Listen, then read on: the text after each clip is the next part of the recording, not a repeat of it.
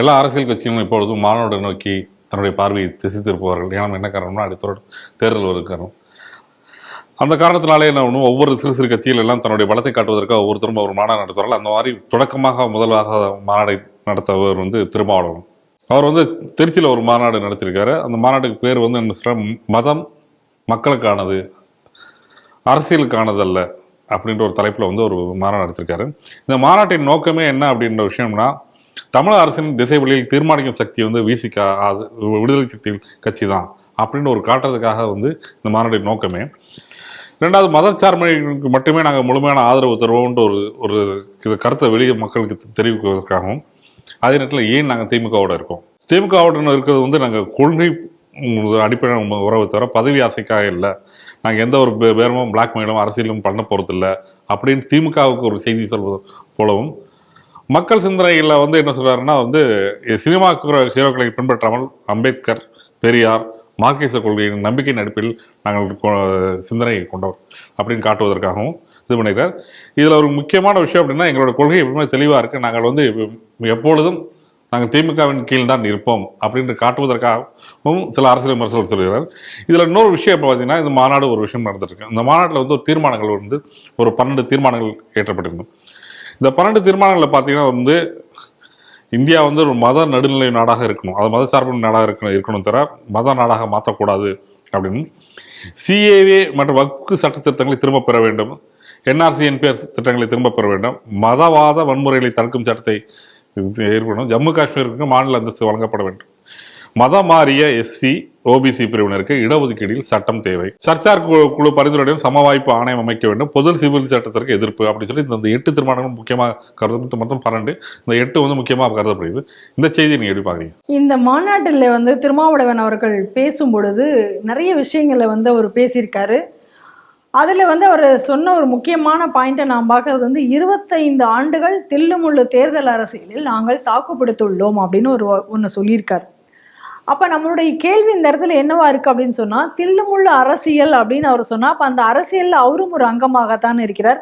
அப்புறம் அவரே இதை போன்ற ஒரு அரசியலை செய்து தான் இவ்வளவு நாள் தாக்குப்பிடித்தேன் என்று சொல்ல வருகிறாரா, இல்லை அவர் இது திமுகவுக்கு இது மூலமாக என்ன சொல்கிறார் அப்படின்னு 2 கேள்வியும் நமக்கு இதில் வருது. அப்புறம் அவருடைய கருத்தாக இதில் முக்கியமாக அவர் சொல்ல வந்திருக்கிறது என்ன அப்படின்னு சொன்னால், என்ன ஆனாலும் சரி, எங்களை அவங்க எவ்வளோ அவமானப்படுத்தினாலும் என்ன பண்ணாலும் நாங்கள் திமுகவுடனான ஒரு கூட்டணியில் தான் இருக்க போகிறோம் அப்படிங்கிறத தெளிவுபடுத்தும் விதமாக அவர் பேசியிருக்கிறதா நான் பார்க்குறேன். காரணம் என்ன அப்படின்னு சொன்னால், நாங்கள் பெரிய பதவிகள் சீட்டுகள் எவ்வளோ கிடைக்கும் அதை பற்றிலாம் நாங்கள் பேச போகிறதில்ல. ஏன் அப்படின்னு சொன்னால், இது இன்னைக்கு ஒரு குறுகிய அரசியல் நாங்கள் செய்ய போகிறதில்ல, நாங்கள் ஒரு பெரிய எதிர்காலத்தை நோக்கி நாம் விசிகா போய் கொண்டிருக்கிறது.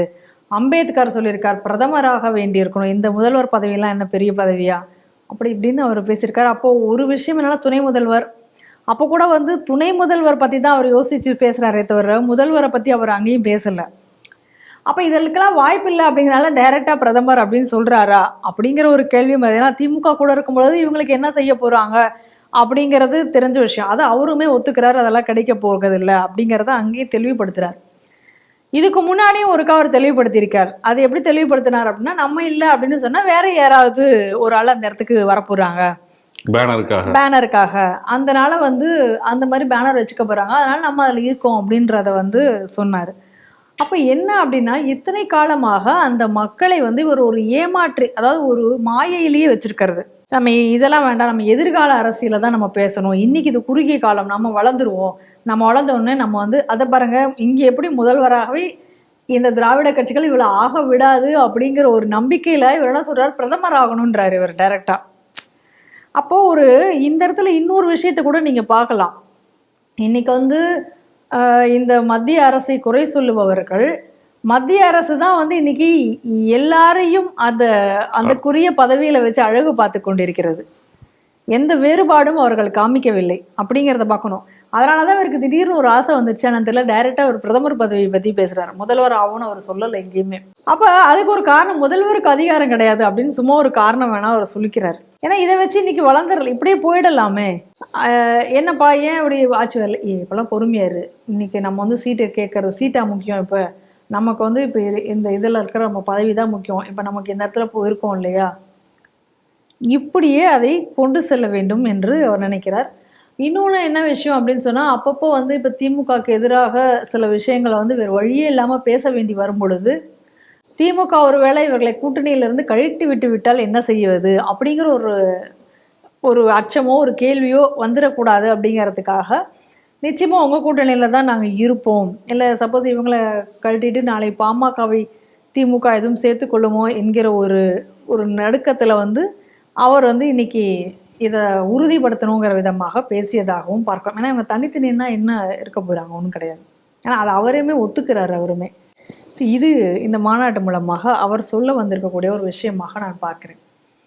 அப்போ எகைன் வந்து அந்த மக்களை இவர் ஏமாற்றி கொண்டிருக்கிறார். நான் தான் அந்த ஒட்டுமொத்த அந்த சமுதாயத்திற்கே தலைவன் என்று சொல்லிக்கொண்டு அந்த சமுதாயத்தை ஏமாற்றி அவர்களை ஒரு மாயையில் வைத்து ஒரு வேலையை அவர் பார்த்துட்ருக்காரு அப்படிங்கிறது நம்ம இந்த இதில் வந்து நம்ம புரிஞ்சுக்க முடியுது.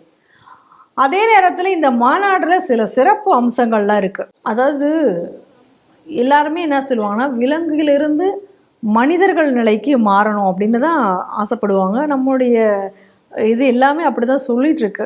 இங்கேயுமே மனிதர்கள் வந்து என்னென்னா, விலங்கு நிலையிலேருந்து அடுத்த நிலை மனிதர்கள் நிலை, அதுக்கப்புறம் தெய்வமாகலாம், அதுதான் இருக்குது. ஆனால் இவங்க கட்சியில் வந்து இவங்க பேரை வந்து விடுதலை சிறுத்தைகள் அப்படின்னு அந்த காட்டு விலங்கோட பேரை தான் அவங்க வச்சுருக்காங்க. அதனாலேயே என்னமோ தெரியாது, இந்த கட்சியில் இருக்கிறவங்களும் அப்படி தான் நடந்துக்கிறாங்க. அதை நம்ம பார்க்குறோம். இன்றைக்கி வந்து ஓப்பனாகவே திரும்ப வந்து ரெக்வஸ்ட் வைக்கிறார். தம்பிகளா, இந்த கம்பிகள்லாம் நான் தான் வாங்கி போட்டிருக்கேன், ஒரு மாநாடும் போது நீங்கள் ஒரு 30-40 கம்பி தூக்கிட்டு போயிடுறீங்க, அப்புறம் அதுக்கெல்லாம் நான் தான் இப்போ காசு கொடுக்க வேண்டியதாக இருக்குது, தயவு செஞ்சு அந்த கம்பிலாம் தூக்கிட்டு போகாதீங்க அப்படின்றாரு. அப்போ நம்மளுடைய கேள்வி என்ன அப்படின்னு சொன்னால், இந்த மாதிரி ஒரு மாநாடுகள் வரும்பொழுது இப்போ வேறு யாராவது மாநாடு நடத்தினா அப்போ கம்பியில் எடுத்துகிட்டு போகலாமா?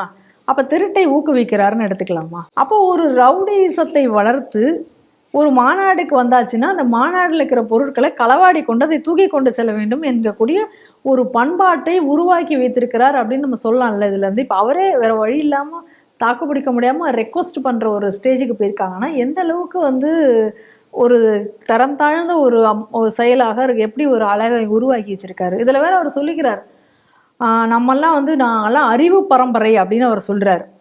அப்போ அறிவு பரம்பரைன்னா என்ன மாதிரி அறிவு பரம்பரை? இந்த அறிவு பரம்பரை தானா அப்படிங்க கேட்கக்கூடிய கேள்வி நமக்கு இந்த இடத்துல வருது இல்லை. இன்னும் கூட பாருங்கள், இந்த மாநாட்டுக்கு இவங்கெல்லாம் வராங்க.